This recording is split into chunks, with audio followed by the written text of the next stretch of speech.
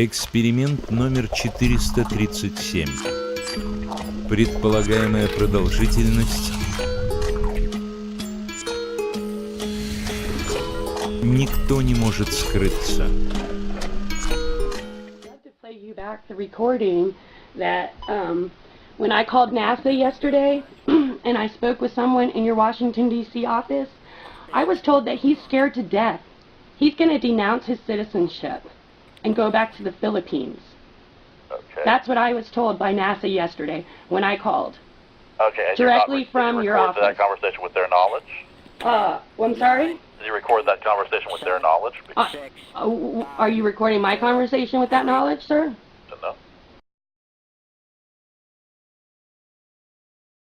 I'm sorry? No, I'm not recording any conversation. You're not recording any conversation with my knowledge, and NASA isn't either, and you can't get through it anyway. If you want to leave a message, it rings and rings and then hangs up on you. Same with Wallop Island. So I would love to leave a message there. Could you give me a direct answer? Because it says you're the scientist here on the NASA website. Yeah, I'm involved in the project, but... You are a scientist, so then, and you know that this is experimental, you've never done it before?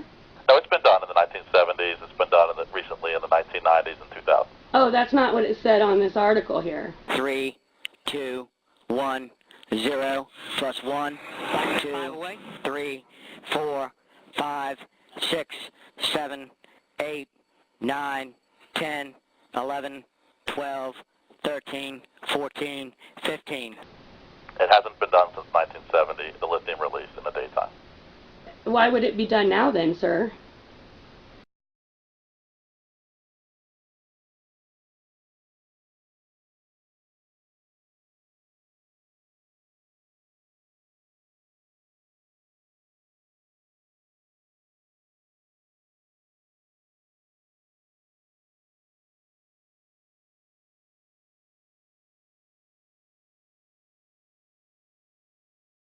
That's scary. Detailed information. If you could please send your comments by email.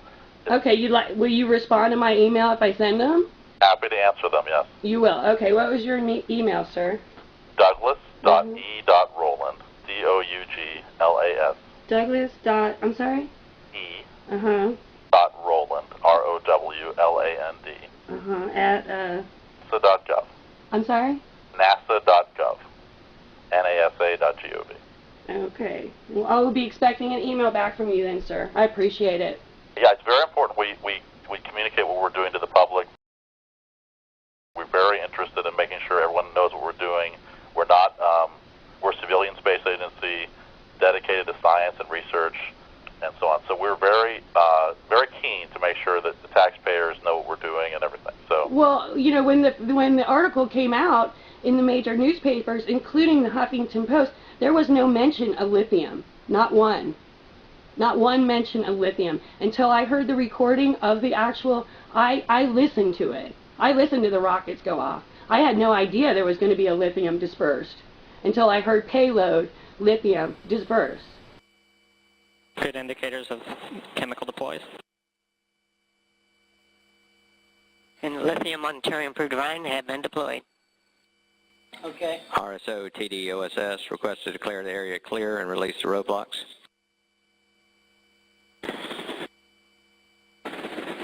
TD concurs if RSO does. RSO concurs. All right, copies.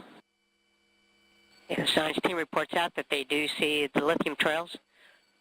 These lithium trails allow them to look at the winds and that of the ionosphere.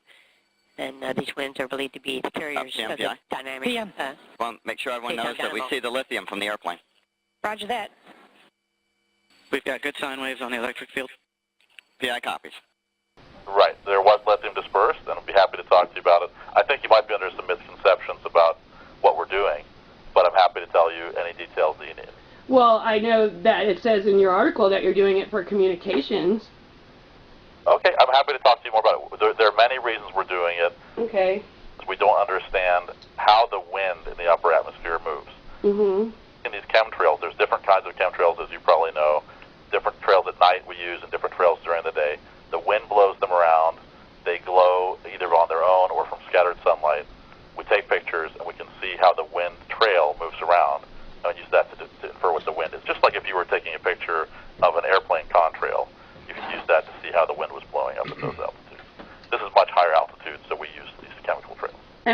is the purpose of knowing what the wind's going to do in the ionosphere? The purpose is the ionosphere is really to understand our planet. It's very fundamental science. We're trying to understand every day. We know there's electric currents that flow over the head. They're just naturally there. They've been there for ever since the Earth had an atmosphere and a magnetic field. And the wind is driven by the sun. The sun heats the atmosphere. The wind blows, and every day that wind drives an electric current. And we're trying to understand what causes that. Essentially, how does it work in detail?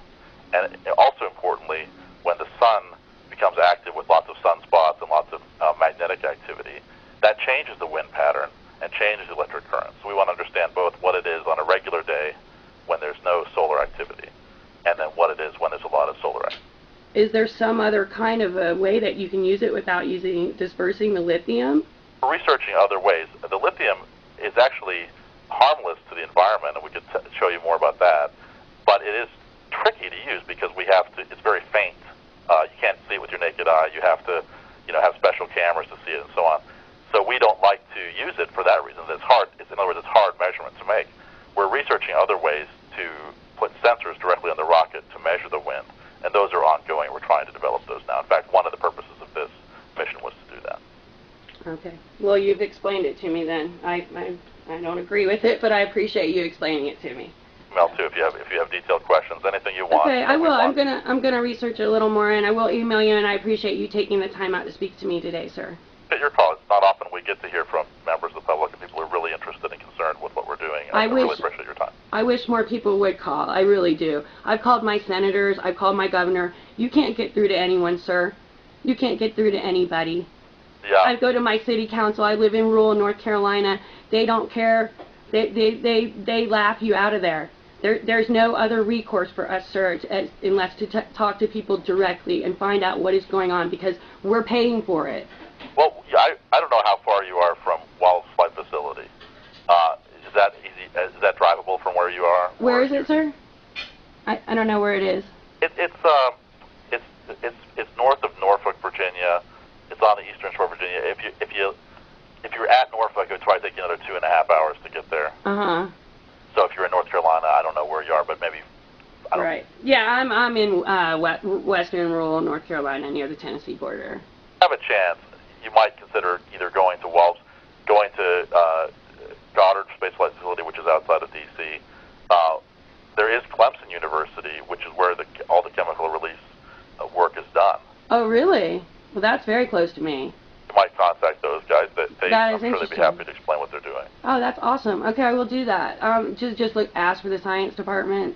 Well, I don't know what department they're in, but Larson, Larsen, Miguel Larsen is the lead, and he's been doing this for decades and can explain in detail what they're doing and why it's not an issue for people living. We wouldn't, we would be, as a government agency, we would not be allowed, to do anything that would be harmful. So he's under strict controls and that sort of thing. So he can explain it to you. He can even show you around, that sort of thing. Okay, and you said his name was Miguel Larsen with an L? Larsen. Okay, at Clemson. Okay, well, thank you so much, Mr. Rowland. I appreciate all of your information. Yeah. Thank you. Have a nice day.